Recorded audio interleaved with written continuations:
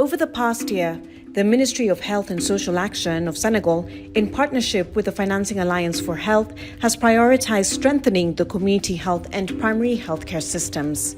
As part of the country's efforts to promote evidence generation and use for community health programming, the Ministry of Health and FAH jointly applied the Community Health Financing Assessment (CHFA) toolkit to identify strengths, gaps, and financing strategies for a more resilient and sustainable system. Je pense que le défi majeur en rapport avec le financement de la santé communautaire au Sénégal, c'est l'absence de lignes dédiées à la santé communautaire. Parce que dans la nomenclature budgétaire des collectivités territoriales, même on peut dire, parce que la santé est l'une des compétences transférées aux collectivités territoriales, il y a l'inscription d'une ligne budgétaire globalement pour la santé, mais n'inclut pas la santé communautaire dans la démarche. D'autres choses aussi en rapport avec les acteurs communautaires, leur soutien.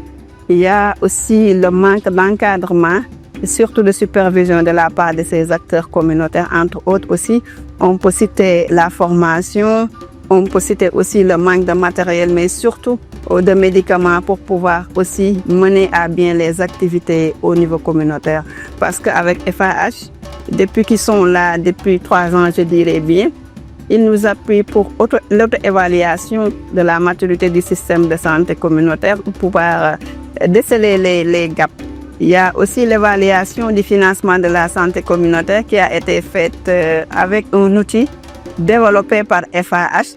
Et tous ces outils nous permettent d'élaborer des plans d'action annuels, quinquennales aussi pour pouvoir combler les gaps décelés et voire même mieux que ça par rapport au financement de la santé aussi. Ils sont en train de nous appuyer pour faire la cartographie des ressources en santé communautaire. Il y a aussi le dossier d'investissement en santé. The assessment findings provide critical information in the development of the new Community Health Strategic Plan 2025 to 2029. Je pense que l'apport des acteurs communautaires de santé est incontournable. Et ça a été montré par plusieurs études. Même l'étude qu'on vient de partager, de valider avec la cellule genre, le montre. Le système du Sénégal ne peut pas se passer des acteurs communautaires qui font au nombre qui dépasse 52 000. Donc, ils sont plus nombreux que les personnels de santé formés. Ils mènent des activités curatives, promotionnelles, préventives. Ils appuient énormément le système et ils gèrent aussi des aspects sociaux. Donc, il est temps aussi de penser aussi à un cadre juridique pour ces acteurs communautaires. Alongside this, an analytical study to understand gender inequalities in community health program was conducted. Okay, yeah, so a gender analysis is a critical process because it gives us a more visible picture on the systemic inequalities that often go unaddressed in policy and program design. It helps us to understand how gender roles, how norms and power dynamics in the community affect access to services, working conditions, and recognition, particularly in the health systems. Without this lens, we risk designing solutions that perpetuate exclusion and rather than correcting it. For governments and donors alike, a gender analysis really provides evidence, strong evidence base that's needed to make targeted and equitable investments. This gender analysis generated empirical evidence to inform gender equitable strategies and highlighted the vital role played in delivering services to hard-to-reach communities. The study was conducted in 8 diverse regions to assess disparities in workload, recruitment, roles, pay, recognition, and mobility. The gender analysis revealed women make up 66% of the ACS workforce, yet are often limited to roles in maternal and child health, while men dominate emergency care and logistics. A gender pay gap persists. Men are more likely to receive financial incentives at 62% than women at 56%. Only 15% of female CHWs receive leadership training compared to 30% of male CHWs. Autonomy and decision-making power also differ sharply. Just 21% of female CHWs have full control over their income.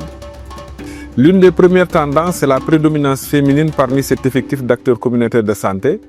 Une prédominance féminine qui a comme élément sous-jacent la question de la condition féminine en milieu de travail. Vous n'êtes pas sans ignorer que dans nos cultures, la question du travail des femmes reste déjà tabou dans certaines communautés. Encore faudrait-il qu'elles soient davantage acceptées et que leur travail puisse faire l'objet d'une valorisation. Pour l'essentiel de ces acteurs-là, même si elles évoluent au niveau local, il y a certaines zones où la question de la logistique, la question de la mobilité est un défi sérieux qui empêche une certaine performance pour le système de santé local. On peut aussi compter parmi les insights révélés par cette étude-là, le fait que dans certaines communautés, il y ait une différence de prise en charge, de motivation des acteurs communautaires de santé quant à cette incitation financière. On peut aussi relever un autre aspect qui est celui des préférences sexo-spécifiques des communautés par rapport à l'offre de services des acteurs communautaires de soins. Pour certaines communautés, la préférence va vers le sexe féminin, pour d'autres, ça va vers le sexe masculin. Il faut dire déjà que des constats ont été faits sur le fait que dans le domaine donc, de la santé communautaire, la main-d'œuvre est majoritairement féminine.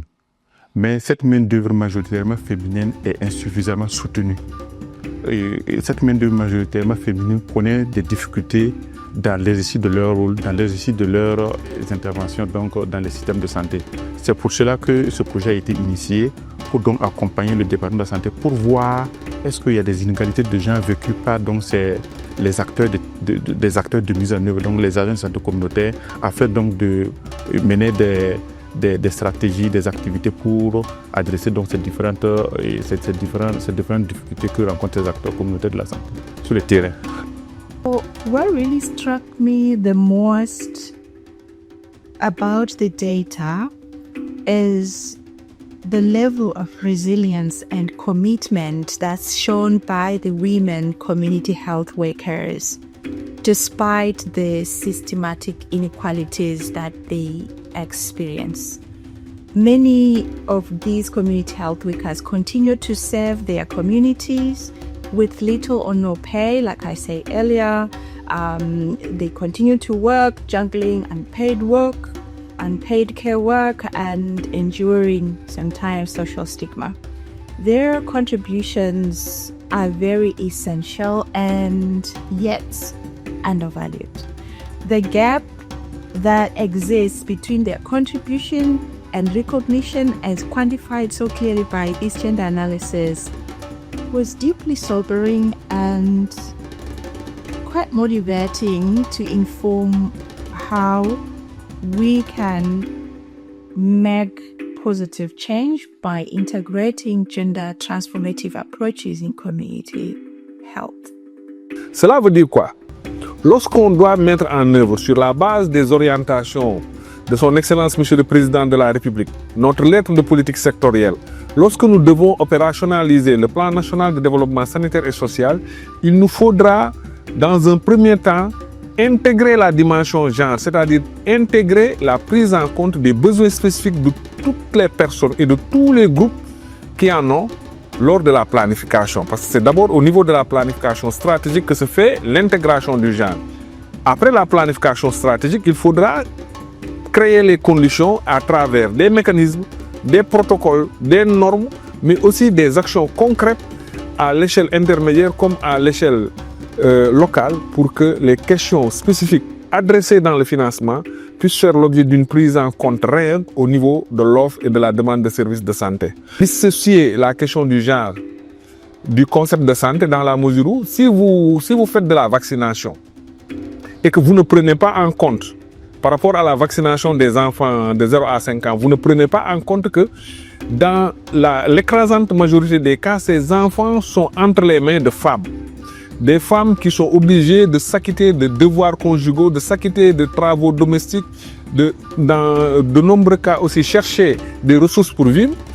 Votre calendrier vaccinal devrait au moins prendre en compte le calendrier d'occupation des femmes pour que l'offre puisse arriver à ces personnes auxquelles elle est destinée. C'est juste un exemple par rapport à la prise en compte des besoins spécifiques dans le financement, mais aussi dans la planification, la mise en œuvre, le suivi et l'évaluation des politiques de santé.